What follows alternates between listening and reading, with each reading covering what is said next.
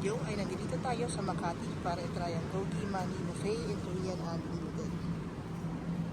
Ito siya guys. So ito yung itsura niya sa labas.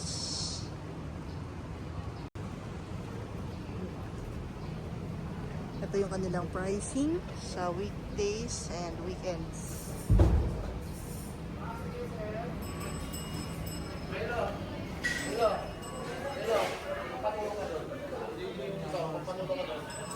Yan, so ayan, ito yung kukuha nung ihamin meat.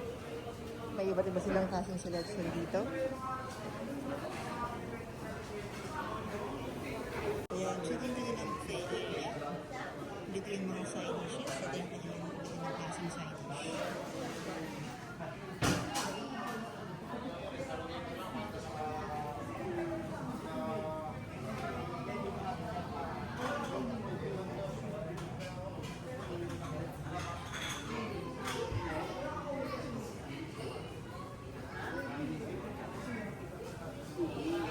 Fried chicken, naubos na. Fried chicken. Ramyun chicken. Japchae.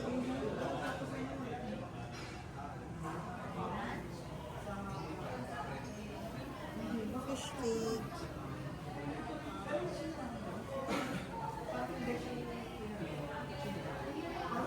Ito nilang lettuce.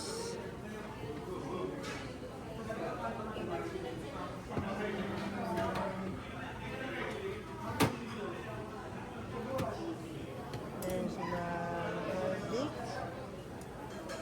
Green chili. Then, pandan jelly for dessert. Yan. Dito naman tayo sa kanilang mga sauces. At side dishes din.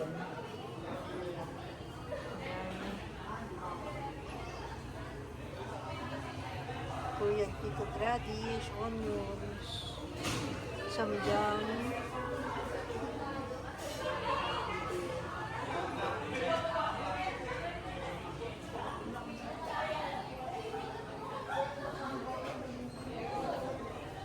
Ito yung mga meats.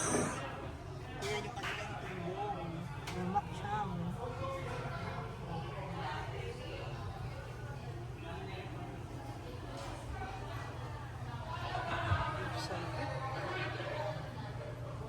Ayan yung kanilang ramyun station. So pwede kang mamili dyan.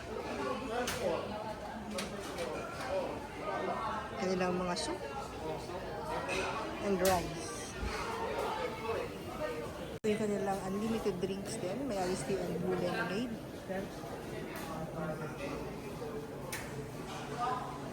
Okay, first batch of order. Kumuha kami ng mad, gin ramen, o ramyun. Kanilang pagkaganda-gandang beef samyupsal. Ayan. Tutubo na si madam. Guys, pwede mag-serve ng self-service dito. Ikaw ang kukuha ng lahat. Sila lang yung mag-a-arrange nung grill. Yan guys, oh. Maluluto na yung tumbong.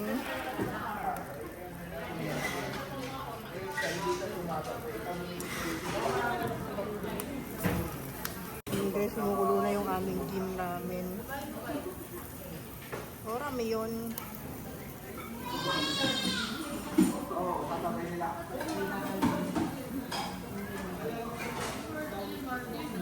Nandito madami na yung tao since it's about 6:30 na. Okay, checking the refill. Nag-refill na sila. Ayan, so may beef na. May tteokbokki and fish cake pa din. Ayan. So ayan, meron ng soup.